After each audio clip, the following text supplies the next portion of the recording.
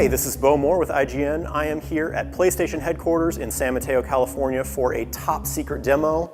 I cannot actually even tell you about it until we are in the room, so let's go check it out. Sony has a storied, if a bit neglected history with handheld gaming. The PlayStation Portable launched in 2005, back in the PS3 era, bringing with it funky UMD cartridges and what were, at the time, some of the best graphics seen in a handheld gaming device. As revolutionary as PlayStation, but in different ways. Its follow-up, the PS Vita, launched in 2011. Thank you. It was beloved by its hardcore fans, but never really got the developer support that it needed in order to carve out a meaningful hold in the handheld market. It's Ridge Racer. Ridge Racer! But now we're getting a new PSP. Sort of. The PlayStation Portal handheld.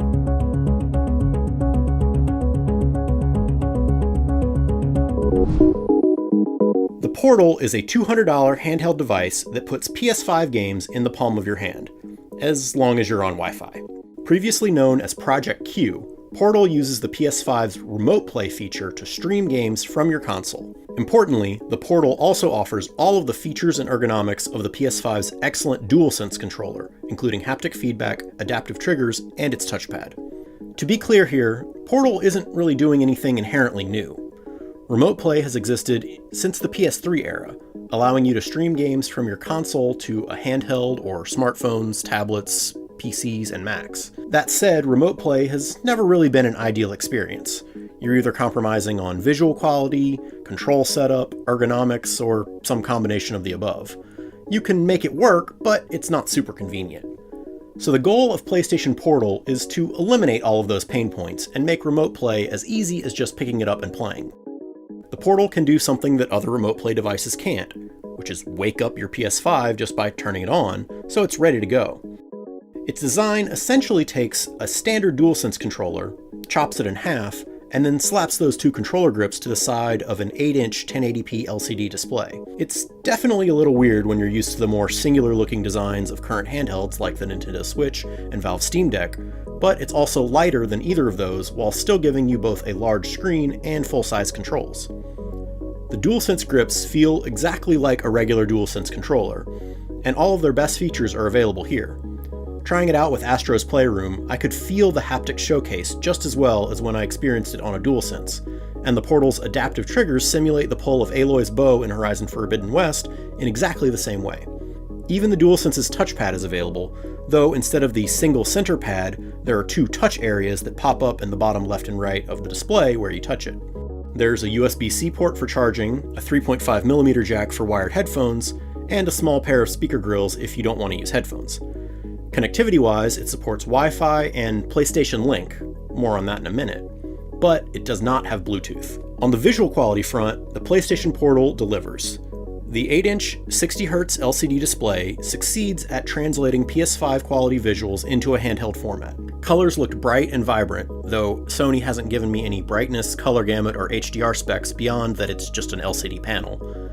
And the 1080p resolution offers a nice pixel density for the screen size. Now, does it look as good as playing on a 65-inch OLED TV? Of course not.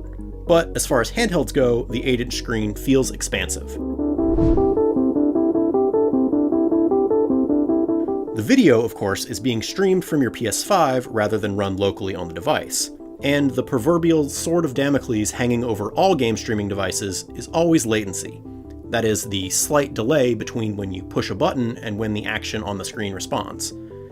During my demo, I didn't experience any noticeable latency. Of course, this was a private demo under ideal conditions, so that experience could change depending on your personal Wi-Fi setup. You don't actually have to be in the same room or even on the same local network as your PS5 in order to stream your games. So long as both your home connection and the one at the location where you're playing are both strong, it will still work. Whether you're in the same room or on the other side of the world, your home PS5 is on and running your game, beaming it directly to you, as opposed to cloud gaming where the game you're playing is being run on some remote server. Of course, this means that you need a PS5 in order to use PlayStation Portal, but it also means that not only is your account and progress and trophies all there, but actually your actual PS5 home screen. You can swap between games or even run any other PS5 app, just as if you were playing directly on the TV. To be clear, the Portal doesn't run anything locally, not even basic apps. So if your Wi-Fi goes down, or if somebody else wants to use your PS5, it is not going to work.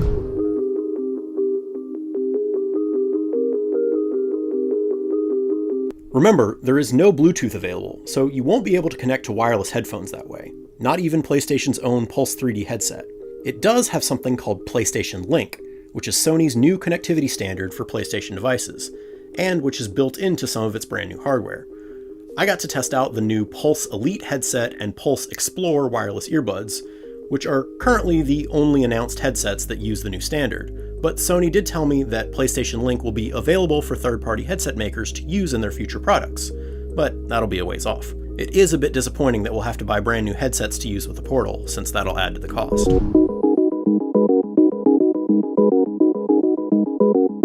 Battery life is another big question mark. The Portal's battery size hasn't yet been finalized, so Sony wasn't willing to make any estimations for how long you'll be able to play untethered. Without a power-hungry processor inside, you'd think that the Portal should have significantly more longevity than something like the Switch or the Steam Deck. On the other hand, the standard DualSense is known for its fleeting lifespan between charges, and that doesn't have a screen to power. We'll be sure to test that out once we have the finalized PlayStation Portal in for review later this year.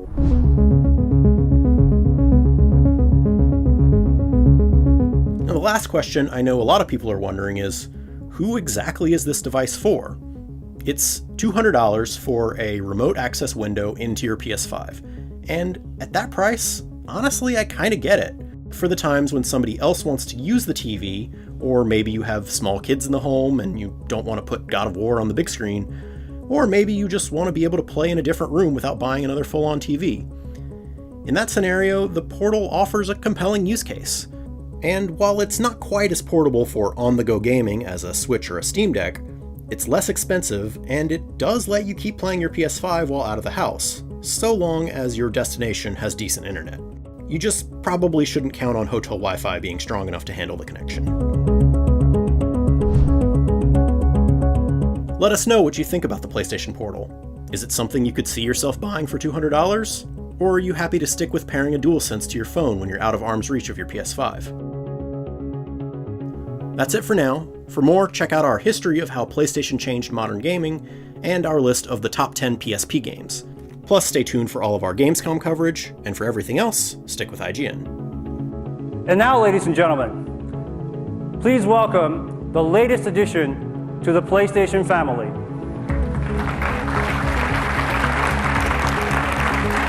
Thank you.